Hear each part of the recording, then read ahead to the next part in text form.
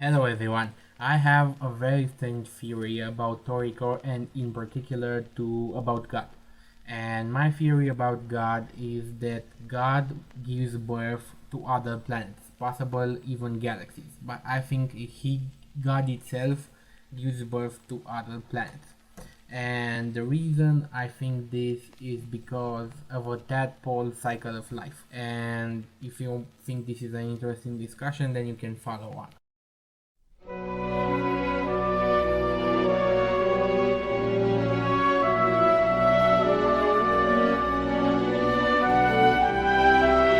Hello everyone, this is Mr. Assassin and today I'm going to be having a discussion about Toriko chapters 375, 376 and probably what's going to happen in chapter 377, my theories. Now, I talked about God and the way in real life, the way the reproductive process of a frog works is that the frog lays the eggs slowly mature and become tadpoles, the tadpoles then become frogs. Now the eggs must be laid somewhere in the water, they must have humidity, and they must not be directly under the sun. They must have a little bit of shade. And as such, the gourmet eclipse makes sense. If you think that the planet itself is an egg, a frog egg, then from the frog egg, during the gourmet eclipse, when it's a little bit shadowy, when the conditions are right, from the gourmet egg that is the planet, come the tadpoles, and the tadpoles form God. Then God goes on eating everything on the planet, and the nutrients and the energy that he gathers are being used to born other planets.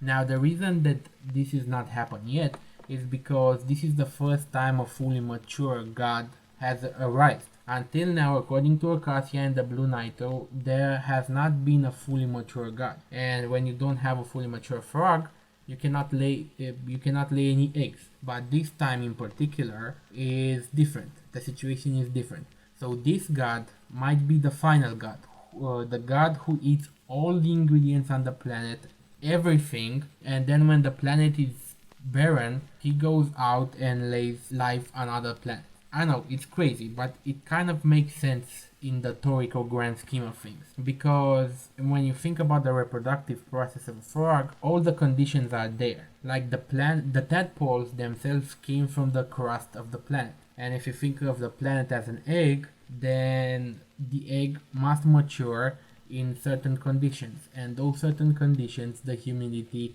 the darkness, they were all given by the gourmet eclipse. Of course, in this case, it took thousands of years and multiple gourmet eclipses because we are simply talking about a grander scale. But in reality, this is the process.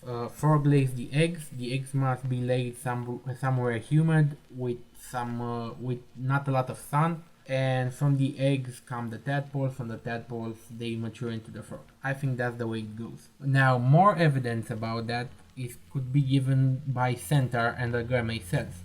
Now, the gourmet cells themselves have the ability to enhance and strengthen any ingredient they are being injected on or digested by, because the gourmet cells can enter a body or an ingredient by that ingredient digesting them or by injection. So the gamma cells, we know they have been injected into this planet by the blue nitro.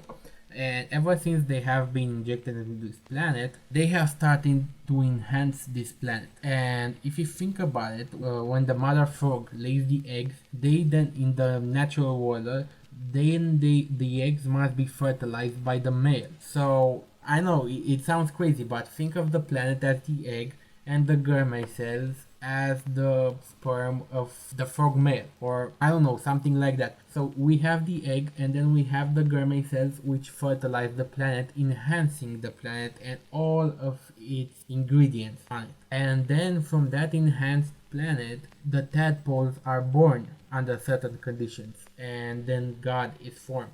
And God eats every ingredient on the planet, and he goes on to lay other planets. It's a crazy theory, but I think this is where Toriko is heading. Now, I'm not going to review the chapters themselves because it's already been 2 weeks since the chapter came out, but I didn't have time to review them. But I'll just say a few things. I don't think the 8 Kings stand a chance against Neo, because Neo himself has devoured other planets before, and even bigger planets than Toriko's planet, and those planets might have 8 Kings of their own, or maybe more protectors, because there were bigger planets. Neo devoured a part of the universe, countless planets, so he met with creatures that are their level, and he defeated them. So I don't think the 8 Kings will defeat Neo or even make a dent into him. But they will, the 8 Kings will weaken Neo in some sort. They will be the first line against Neo, like the pawns. The 8 Kings are fighting the first because the 8 Kings are the pawns. You must think of this battle as a battle of chess. First go the pawns, then go the other pieces, and the other pieces are Tajin, Kokosani, Zebra, and then it's God, and then it's Toriko. Toriko is the king, and this is simply because Toriko is the name of the manga, Toriko is the main character, and Toriko has the third Mermaid Demon, and it will be Toriko in the end who defeats Neo. But before that happens, before he could master the third Mermaid Demon inside him, he must spend some time fighting, and that time is going to be provided for Toriko by the 8 Kings, by God, by his friends. They will just toll for Toriko to get in touch with his third Mermaid Demon. That's my opinion. Now, I don't think that Acacia will eat the Mermaid Kings, the 8 Kings. I think that God is going to eat them, because when you think about it, the 8 Kings are the most precious ingredients on this planet. From a nutritive point of view, they are the best of the best, the cream. And God will have to eat them if he wants to complete the process that I was talking about in the beginning. So I think that the 8 Kings, when Neo is going to defeat them, they are going to be eaten by the Frog King, by God, by Frog God, whatever. And God is going to become even more powerful. And it will be the impact of the 8 Kings dying that will trigger Toriko, because Toriko has fought the 8 Kings. He has fought Heracles, he has fought Bambino. He kind of made a connection with them. And to see them dying and being eaten, that's going to trigger something in him. Oh, and I just remember, furthermore information about God giving birth to other planets is when Hotake goes inside God, and he says that one of God's scales is like a planet, and he sees the DNA of other creatures being formed inside God. That's proof that God creates life forms at the least, and at the most he creates entire planets. So basically the fight is starting right now, and the fight is intense as all hell. I have never seen a battle of this intensity in any manga, and I don't think I have anything else to say about this. So we are waiting for chapter 377, which comes out tomorrow, and I'll see if my theory is right, if God actually gives birth to other planets.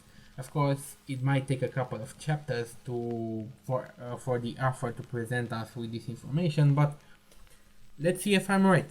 So rate, comment, subscribe, and I'll see you guys next time. Have a nice day. Any rational society would either kill me or put me to some use.